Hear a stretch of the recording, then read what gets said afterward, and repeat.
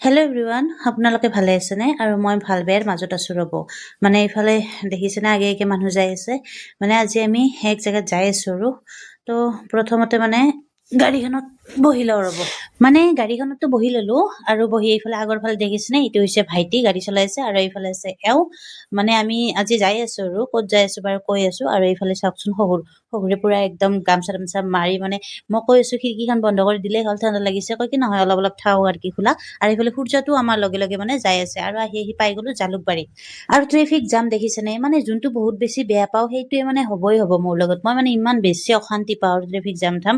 আৰু এইফালে মই মানে আগা দিনা ৰাতিও যিহেতুকে হোৱা নাছিলোঁ আমি, মানে কিবা অলপ কাম আছিল, সেইটো কাৰণে দেৰি হৈ গৈছিল। আৰু এইফালে কেমেৰা অন হৈ পৰি আছিল, মই গমেই পোৱা নাই। কি নহওক, আমি মানে এনেকুৱাকে আৰু যোন জেগাত আহিবলগীয়া কথা আছিল সেই জেগাত আহি পাই গ'লো।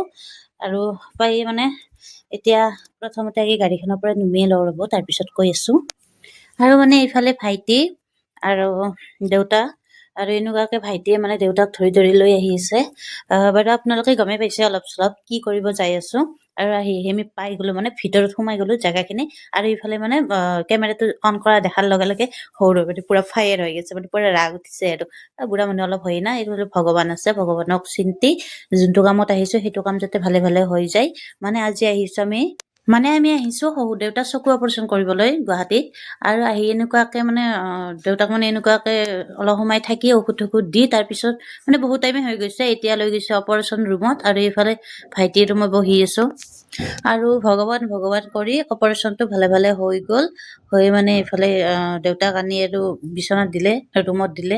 আৰু দেউতাৰ হোৱাৰ পিছত মানে এই দাদাজনক মাতিছে। এই দাদাজনৰ লগত মই বহুত টাইম আছিলোঁ, কথা পাতি আছিলোঁ। বিৰাটেই ভাল মানুহ আৰু বিৰাট মানে আৰু বেমাৰ চাওকচোন, এইটো কিবা বয়স হ'ল নে, মানে চকু অপাৰেশ্যন মানে দাদাই বোলে দেখা নাপায়, তো সেইটোৰ কাৰণে মানে আহিল আৰু চকু অপাৰেশ্যন। আৰু এইফালে শহুৰ দেউতাই মানে মোক কিবা ক'ব খুজি আছে, আৰু যিহেতুকে ডাক্তৰে মানে কৈছে যে অপাৰেশ্যন হোৱাৰ পিছত মানে কথা ক'ব মানা কৰিছে অলপ সময়ৰ কাৰণে। তো মানে দেউতাই মানে একদম থাকিব পৰা নাই, ক'বই মানে মোক ক'বই আৰু ইচাৰা দি আছে। তাৰপিছতো মই বোলো ঠিকে আছে, মই কথা ক'ব নালাগে বুলি কৈ আছোঁ। কিন্তু যিহেতুকে বাৰে ইচাৰা দি আছে আৰু কৈ আছে, তো সেইটোৰ কাৰণে ময়ো ভাবিলোঁ যে নহয়, এনেকুৱা নহয়, কাষত বহি শুনো আৰু কি কয়। আৰু মোক পুৰা কাষৰ ফালে মাতি ময়ো কাষত যাই বহি শুনিলোঁ। মোৰ এনেকুৱা হাঁহি উঠিছে, মানে কি ক'ব, মানে 4 ভাগৰ 3 ভাগে যোৱা বুলি ক'ব আৰু 1 ভাগ আছে। যিহেতুকে সৰুৰ পৰাই মানে ইমান এই কাটা চিঙা সেইবিলাক কৰি পোৱা নাই, আৰু শহুৰ দেউতাৰ লগত বোলে হোৱাও নাছিল। তো সেইটো কাৰণে শহুৰ দেউতাই ভয়তে মানে নাৰ্ভাছ হৈ গৈছে।